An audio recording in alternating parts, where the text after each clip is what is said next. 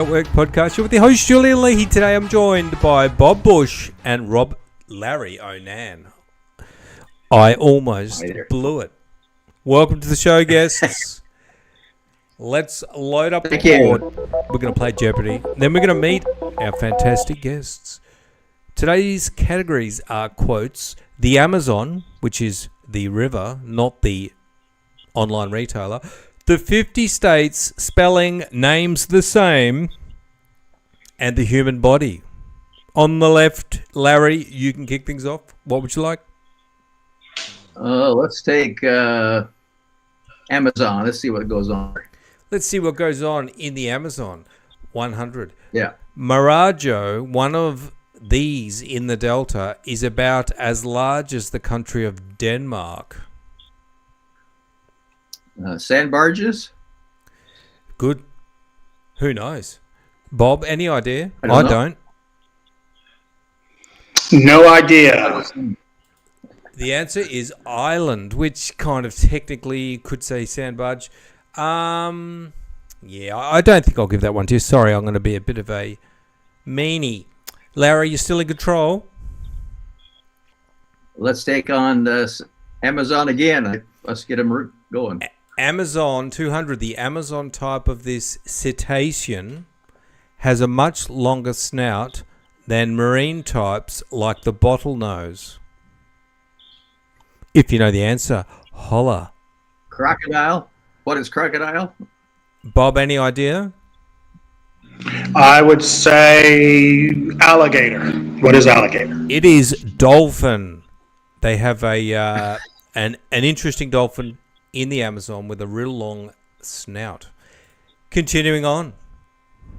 Larry, what would you like? Oh, I'm trying to see the rest of the yeah, it's very difficult to see the category. Quotes, the Amazon, the 50 states spelling names the 50 same. Let's do 50 states for 100. 50 states. All of the present District of Columbia is on land originally donated by this state. So DC is where Washington is, right? I would say, what is Delaware? Delaware. Let's take a look. Maryland, which is next door, isn't it? Yeah, that's next door, yeah. Close, Bob. No cigar. Larry, you still in control? What would you like? Let's do the 50 states again. 50 states. As the insurance company commercials remind us, Warsaw isn't in Poland, but in this state. Warsaw, I think it's meant to be pronounced. This could be some old commercials, but there is another Warsaw in the United States somewhere. Warsaw. I'm going to go Baltimore. I don't know why. Baltimore is not even a state, so that's a bad answer. The answer is Wisconsin. Say Wisconsin, but I was thinking out there. It's over on the East Coast. What's the is that where the Green Bay Packers are from? That's right. Okay. What would you like, Larry? Give me another one of those categories. I'm having trouble seeing the words across the top, Julian. Okay, the other one. So quotes the Amazon, 50 states spelling names the same, and the human body, which is basic anatomy. Okay. Quotes for 100. Quotes for 100. This could go either way. George Washington said, "To be prepared for war is one of the most effectual means of preserving this." The nation. I think it could be the opposite of war. Let's take a look. Peace is correct. Peace. Well done, Julian. Larry is still in control. I'll do another quote for 200. Quotes for 200. Alexander Pope described this personal anniversary as the funeral of the former year. Must be a glass half empty type of guy. Personal New Year's anniversary. Eve. Okay, that's I can see why you said that. Is there any other possibility, Bob? I'm sure there is. I just don't know it. It's birthday. Oh my gosh. Birthday was the answer.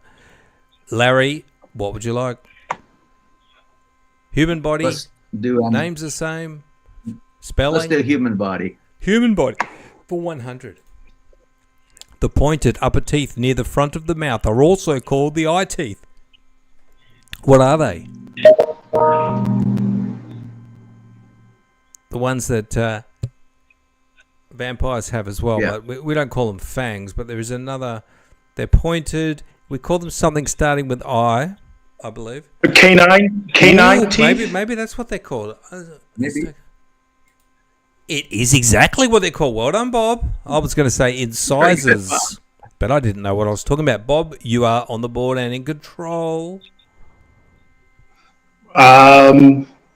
Quotes for whatever number that's written there. 300 quotes. The Indian leader said, "Non-violence is the first article of my faith and the last article of my creed." Which Indian leader? The most. Who is Mahatma Gandhi? Mahatma Gandhi is correct. Bob is Good job. bursting through a gap on the field like Quotes for 400. quotes for 400. Jean Delabreux said, "Time which strengthens friendship weakens this emotion." Time which strengthens friendship weakens. I think it might be to do with, you know how they say time heals. What are we talking about? Which emotion? Let's take a look. Oh, love. Okay, so if you're feeling a bit lovesick, give it time and you'll get over her. What would you Quotes for 500. On accepting a seat in the British Parliament, she said, "I am a Virginian, so naturally I am a politician." So why was there a Virginian in the British Parliament? That's weird. And who was it? Who was Margaret Thatcher? Margaret Thatcher. I'm guessing. It was Lady Astor. She must my have been goodness. a bit of a character. I don't know how she ended up in the British Parliament. Bob, what would you like? We've got the Amazon, 50 states, spelling, names the same, and the human body. Let's do 50 states. 50 states, 300. A city is named for the Great Falls of the Missouri River in this state. It's a state we want.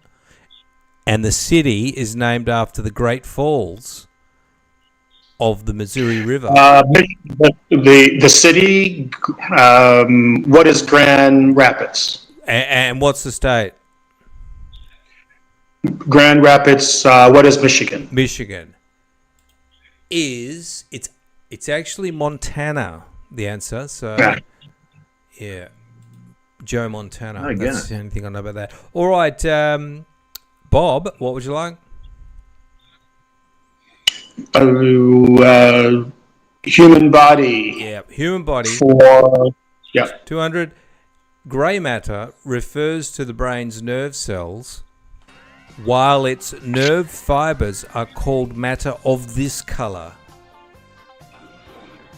We got two types of matter in our brains: grey matter and what is white matter? white matter is correct. Bob is coming through clutch on 600. What would you like, Bob? What is human body for 600? So we got 500. I'm sorry, what is human body for? Or 300? 400? 300, yeah. 300, gotcha. Yeah. The smallest human muscle is found in these organs. Smallest human muscle.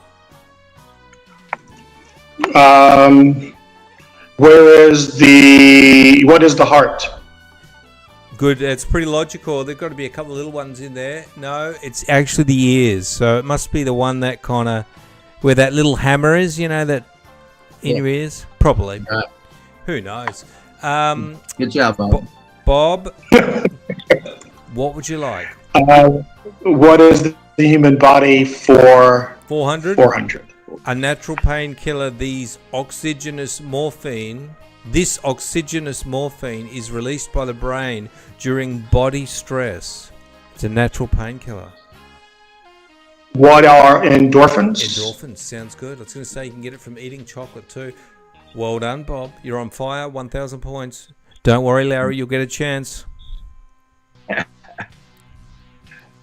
Bob, would you like human body? Human body for 500? Yes, let's close out. From Yes. the Latin word for fat, it's the technical term for fat tissue. What do we call fat? Yeah. In science, I remember. What is adipose? Yeah, okay. Adipose tissue. Bob, how did you know that? Bob's got it, man. You're doing okay, Bob. Bob, you're on fire. I had no idea, and I put the questions in. Bob, what would you like? Name the same. 100. An atoll, which is a small island, I think, in the South Seas, or the two-piece bathing suit named for it. What are bikinis? Bob is in there, bikini, atoll, Good. and bikini bathing suit. Bob, what would you like? Names the same for 200. Names the same for 200. The former president of baseball's American League, or the singer who married Whitney Houston. You remember this guy? He had like a New York boy band, I think. Yes. Oh my goodness. I'm gonna get in trouble with like half of my black friends not being able to know that. In fact, I've seen him perform. I can't. It's okay. Just. Who is Bobby Brown? Bobby Brown is correct. Well done. Have you heard of the baseball guy called Bobby Brown, which was the other half? I haven't. No, sir. No. I think it was a long time ago in the 80s, maybe. Bob, not Bobby Brown, Bobby Bush. What would you like? Names the same for 300. Names the same for 300. The actor who played Jock Ewing on Dallas, or the cartoonist who created Garfield. Oh. Man. So the actor who played Jock Ewing, right? I got a feeling it starts with an L. Starts with an L. Yeah. Okay. First name starts with an L. Don't have it. No. I think it's Larry, but I'm not sure. Let's take a look. Oh, Jim Davis. Oh, that was just horrendous that I said that. I gave you no help at all and steered you in the wrong direction. I remember Jim Davis. It was Jim Davis? Yeah. What was that? Jim Davis. Jim Davis. Okay. Jim Davis. I definitely remember Garfield, and he's got the little signature on the bottom. I got a coffee cup, actually. Bob, you're in control. What would you like? Names the same for 400, Names Julian. the same 400. A DC daily newspaper or the March John Philip Sousa wrote for it.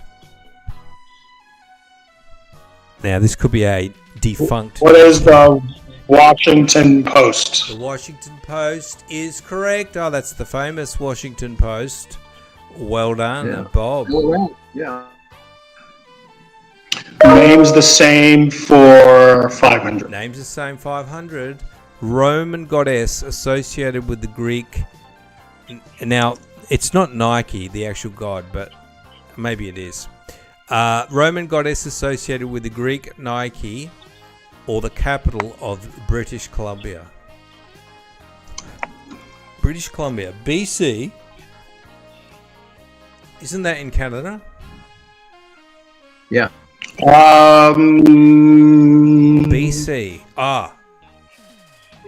Who is Victory? Yes. I'm going to accept Victory or Victoria. Victoria. Yeah. I think it's. I think that's correct. Bob, what would you like? We've got the Amazon, 50 states, and spelling. Spelling? All right, spelling Yes, 100. A native of Tangier or a citrus fruit?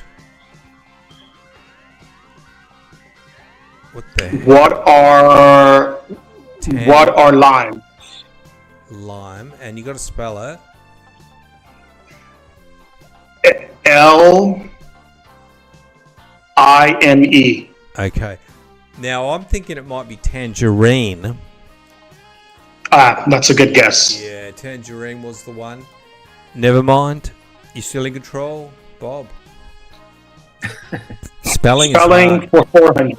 Spelling for 400. This small Hawaiian guitar was derived from a Portuguese instrument. And then we got to spell it. What is ukulele? Oh, UK. Yep. UKELELE. UKELELE.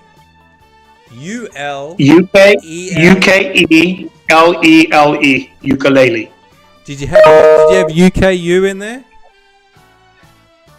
No, it's UKULELE.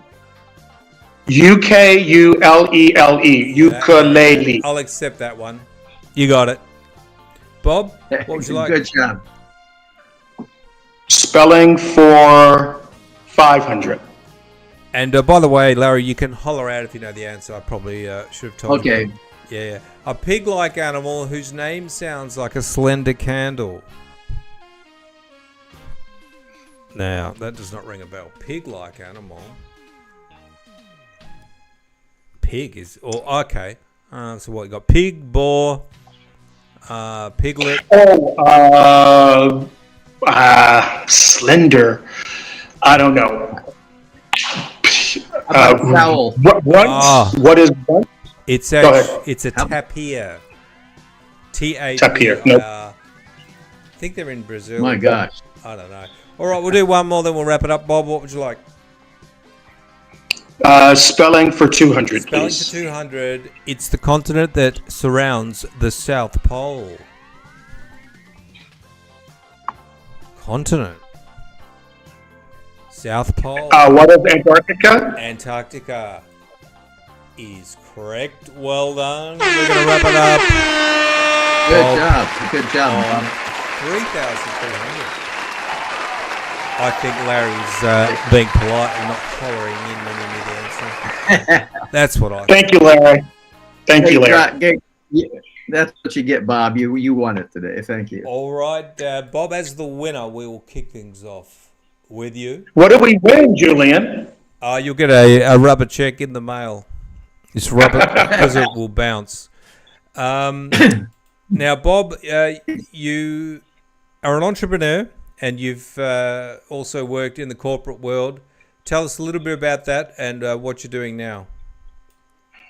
Well, it's nice to hear you say I've worked a little bit in the corporate world because I just had a 59th birthday and I've been working in the corporate world for almost 40 years. So started on Wall Street very early on in my early 20s, and we've taken all of those sort of financial skills to start a social enterprise with the former NBA Hall of Famer and global humanitarian Dikembe Mutombo, who unfortunately passed about 5 months ago.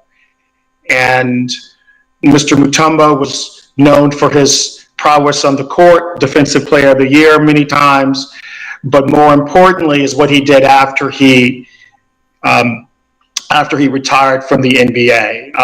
The foundational work and charity work that he's done all over the world, particularly in Africa, building a hospital he named after his mother, a school he named after his dad. I had the pleasure of knowing Deke for when we were both teenagers, and 4 years ago we decided to do a social enterprise that was for profit as opposed to a charity or a philanthropy. And our objective is to source coffee from African farmers and Latin American farmers and sell their coffee all over the world in order to help corporations and individuals not only enjoy a great cup of coffee, but we think coffee is a conduit for great conversation and collaboration and community. So we like to say our coffee's great, but it's the conversations between the sips that matter most. Awesome. I didn't realize it was the NBA Mutombo. And so you founded it with him, and was it one other person? We have two other founders, Dallin and Veronica. It's in fact, Veronica went to school with Dikembe, which is how I met. I was pretending to go visit her as her big brother, but I was really going to hang out with all those awesome basketball players at Georgetown. Yeah, I can imagine. You go, oh, wow, I didn't know you guys were going to be here. Could you sign this? No. Yeah. Awesome. And what is, I guess, the one thing about the coffee business that surprised you, that was a bit of a challenge that you weren't expecting? Yeah, there have been many challenges about the coffee industry, right? There's something called the coffee belt. And I'd always thought, because you'd heard of Italian coffee and Swiss chocolate, that Italy and Switzerland, in fact, grew coffee beans or cocoa beans. And what I learned as we were doing the research is that Ethiopia and Africa is the birthplace of coffee, and the Italians have been importing coffee for hundreds of years, and little Swiss Miss doesn't grow cocoa beans in Switzerland. She's been importing the cocoa from Ghana and Ivory Coast for hundreds of years, and that was a bit of a surprise as to how we would represent the source of the coffee in a way that was meaningful to the West, because many people don't realize they've been drinking great African source coffee for hundreds of years. There just wasn't any branding, and there wasn't a lot of value added in promotion of that fact. And so that's been a challenge to overcome, but it looks like we've done so successfully. Yeah, it's like the Italians have better marketing, and the stuff itself is coming from like Africa, and also found out like Central America as well. Have you got any of that stuff? My wife's from El Salvador, and we've been trying to get some Salvadoran coffee. Do you deal with any of that, or mostly from Africa and I think one other place you said? Yeah, so we source from 8 African countries, but also 3 Latin American countries, Colombia, Brazil, and Costa Rica. And we've been doing some really cool single origins as well as blends. Obviously, with Latin America being closer to the United States, particularly during COVID, the challenge of getting coffee into the United States, it's just a shorter barge ride to bring it up from the south. And so we've done some creative collaborative things with our farmers in Africa and some of our farmers in Latin America. It's worked out to have some really wonderful blends. Yeah, it seems like a really great idea, and especially because people really care about where their food is coming from, and also people care about things like farmers getting good prices for their crops. Do you have anything in there to appease those types of questions? Yes, absolutely. And that's why we were a social enterprise to begin with. The world doesn't need another average coffee company. It needs a coffee company with intention. And so we're very intentional about who we work with at the source, and even the kinds of companies we want to sell to. We're primarily B2B, but we've recently launched an Amazon store and our own website. And we really want conscious consumers. We really want people that want to know the story behind this humble bean that has traveled from some of the poorest places and some of the most robust coffee growing places in the world to become one of the most dominant beverages in the world. There's some very interesting stories around that, and we try to unpack that, as you can see from the screen. So thank you for showing that. Organic, sustainable, our purpose and how our intent is to empower at the farm level, but also amplify the messages of our corporate and individual clients on the demand side. So yes, we're very intentional about that. Yeah, cool. And how's your experience selling coffee on Amazon? Was that difficult to get going? Well, I sort of like the fact that it's a little bit challenging to get on Amazon because there's a standard they're trying to set. So we are most appreciative that many of the companies that are listing on Amazon have good products, etc. The challenge for us wasn't just sort of going through the formal process of being onboarded. The challenge is, Amazon is a bit of a bazaar, right? It's thousands of companies on there and hundreds of coffee companies. So when you're in the business of storytelling and intentionality, Amazon may not be the best place for companies that have a cause and are trying to educate through the platform. So so we don't consider Amazon the best platform for us. It's one of many that we use, but shows like this where we have an opportunity to answer questions and to talk about our story and talk about our why are more important to us at this point than sort of being on an Amazon platform, which is, there are 6 or 7 companies that have sponsored ads above you, and then there's a sponsored banner to your left, and then Amazon has its own coffee brands to your right. So even if you're looking for us, they kind of make it difficult sometimes to find us unless you spend a lot of money to do so. And so I think it's a wonderful marketplace in many ways, but I'm not so sure that small companies like ours, with the intention that we have, I think there are some other also viable options to get to your listeners and get to the buying public. Yes, and also Amazon is very price sensitive as well, and you don't really want to have to be competing on price if you've got something that's a bit different like this, which stands out and has value that some of the other brands won't have. And do you sell to, like, I think you said B2B, so is that like coffee roasters and things? Are they big clients? Well, thank you for that. So we started out because of the status of my partner, Mr. Mutombo, and the fact that I've been in corporate America for several decades. We basically just called on our corporate network, and the pitch was pretty straightforward. When you talk to the C-suite or the CEO or the chief marketing officer, you guys have a mission and you have vision about what your brand stands for. So please be intentional when you're buying your coffee. And so if we talk to the procurement officer, and as you rightly say about, Amazon is about sort of getting the cheapest price. When we talk to the procurement officer at your corporate client, inside your company, please let them know that if the coffee's really cheap, it's probably some farmer at the beginning of that supply chain that's being hurt by that. Yeah. Please recognize that your employees will be glad and happy when the quality of your coffee is excellent and there's integrity behind the brand.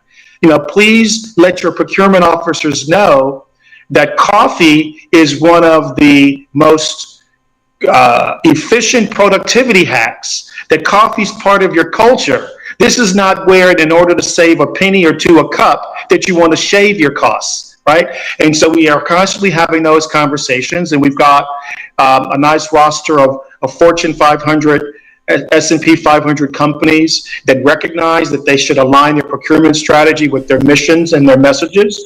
And so we've been successful in being able to sign up some large corporate clients as a result, and we're continuing to do so. People really appreciate quality with coffee. It's like chocolate.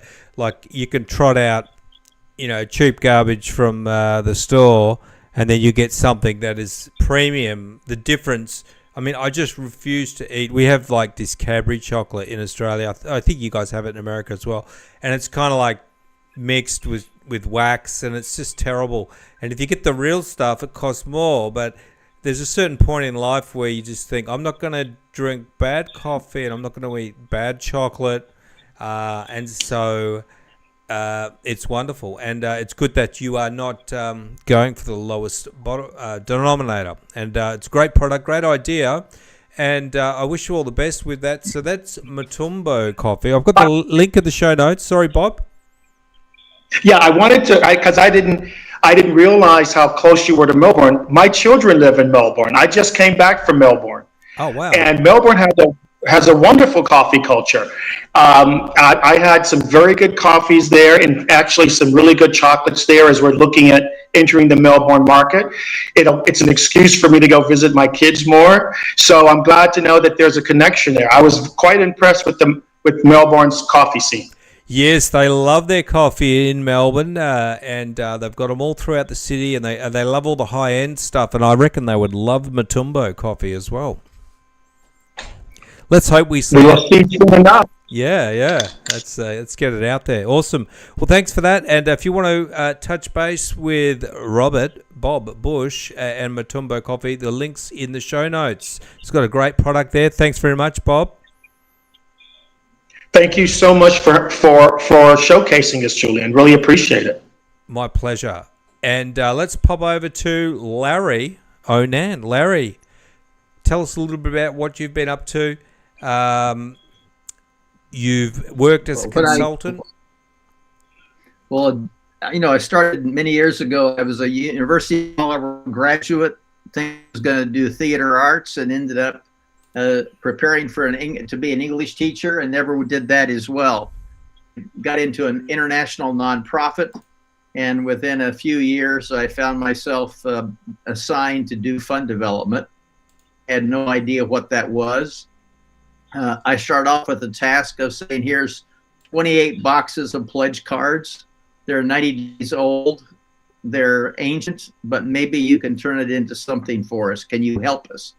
And I took those 28 boxes with another colleague I'd met 10 minutes before. And we said, what in the world are we doing trying to fulfill a pledge that was made in June, and now it's the end of August? That introduced me to the whole area of fund development. And I worked in the area of, for that organization, that international nonprofit, for 20 years, and at least 12 to 15 years were in their whole fund development, starting from scratch with the 2 people, and developed a department of 7 different departments and about 125 people, all working in the area of fund development. So Bob's story, I've heard nonprofit stories all the time like this, Bob, where they need resources to generate the income.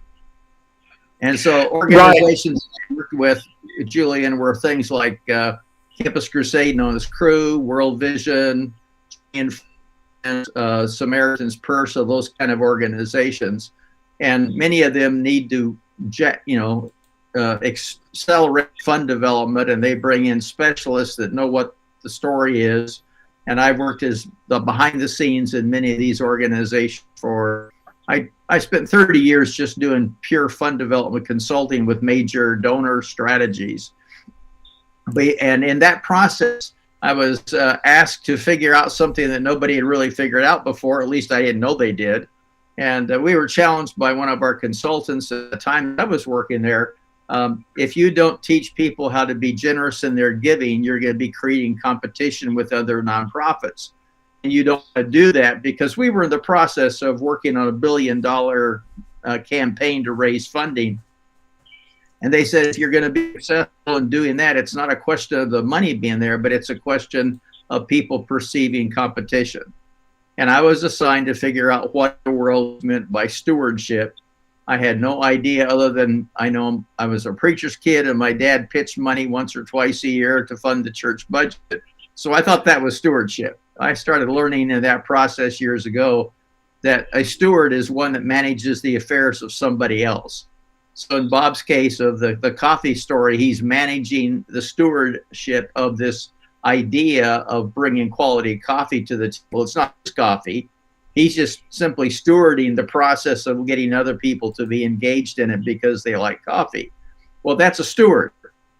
They don't own it, but they do manage it. And so I really got into the stewardship aspect. For a long time, I thought I was doing fundraising. And then I realized, no, I don't want to do fundraising. Fundraising is an exchange. And the exchange is, I'll do this for you if you do this for me. If you send me money, I'll send you a cap. If you send me money, I'll send you a blanket. If you come and play golf with me, you'll feel good about it. And the exchange is you get to play golf and meet a golf tournament personality for a donation. Fundraising. It's nothing wrong with it, but it's a slow way to raise resources. I got involved in helping people be as stewards, become really generous in their giving. And generosity, I went from $1,000 to $1,000,000 to $5 million gifts, because they saw the cause, they saw the need, they wanted to be involved in it. It gave them vision and hope and sense of purpose themselves. And we were dealing with individuals with very high-end capacity that really felt like they were making a real impact on the world that they were concerned about. And so 30 years of my time, how did I work with boards? I worked with leadership. I worked with structures within these nonprofits to help them raise significant resources, rather than things like direct mail or telemarketing or, the small gifts. There's place for small gifts as well, but I was really concentrating on helping them with very significant giving. So when Bob was sharing about coffee, I'm thinking, okay, there's always a need for capitalization to do this right. And you want to make sure that they're doing it for the same mission that you're on, not just in exchange for coffee. Although you want them to drink coffee, you really want them to buy into the vision of what's there. And so that's what I've done for all of my life. A few years ago, as a result of the study in the 80s, I created the whole concept of lifestyle stewardship. And the book that I created a year ago is called Intentional Living and Giving, and it outlines the biblical principles of effective stewardship. So it's in two sections. One is really getting into what people would call the theology, what's this all about? And then the other half of the book is, how do I practically live this out in my life? And I've just have found many, many, many people living in distress and confusion. They don't really know why they're here. They're confused about where they're going. They're waking up every morning wondering if it's going to be too long before they can go to sleep again. And I see people in distress and confusion, and I want to help people thrive with meaning and purpose. And that's why I created the book, especially for the younger generation. I was teaching this years ago, but I've realized that many people really need to understand what it is to live with purpose. And I call it becoming an authorized wealth distributor. And if you help a person become what God created them to be in the first place, then they have meaning in life every day. They wake up with excitement about, what am I going to do and why should I do it? And the whole purpose behind the book was helping people connect with that. I've done work internationally, worldwide, probably in 35 to 40 countries over the years. And every place I go, I find there's a real gap of helping people with the right understanding in order to raise the resources they want to raise. So without apology, I do relate to the fundraising world, but my goal is really very different than just the fundraising world. I want to help people be maximized in what they do as individuals. And it's a real fun thing to see an individual. I think of one case, a guy that had a very successful business for 30 years. He retired, was going to go into what he called full-time ministry. And he came to a weekend seminar where I was teaching this content, and he said, as a result of this weekend, I'm going to go back and start a new business. I'm not going to do what I thought I was going to do. He went back and started the business with the whole intention of his business would be so successful that he could give many millions of dollars away. And within a 10-year period, he was exceeding probably $2 million in giving, and sold the company, made another profit. And he says, now for the next 10 years before I die, I really want to go out and do some direct, what he called ministry. But what he saw really before then was his capacity as a steward gave him the leverage to make resources happen. And then he can come alongside other organizations and roll up his sleeves and help them financially. I watched a guy up in Canada that was into mining up in many years ago, and he just really realized going through this process that he was a steward of everything that he'd taken out of the earth. And so he wanted to roll up his sleeves and really maximize that. And I mean, before he passed away, he probably given $100 million worldwide for other causes, because he was so committed not to just making money, but making it for a purpose and a cause. So my role has always been kind of helping connect the hoses, helping train the people, helping encourage the process, keep them from making big mistakes. And that's where the whole book came into being, was how can I help these individuals have a handbook in their hand to know what those core principles are that really would transform their lives. And then when their lives are transformed, they start transforming other lives. Interesting. So that's called Intentional Living and Giving by Larry Onan. And I guess if you're in the not-for-profit world and you have to do a lot of fundraising, this is a different approach, almost like high-ticket fundraising, I guess you could call it. Well, thank you very much for sharing that, Larry Onan. We're going to wrap things up. We've run out of time. I don't know where all that time went. Thanks for joining and playing. Cool. Thanks for listening, everyone. Thank See you you next time. Bye. Thank you very much. Thank you. Goodbye.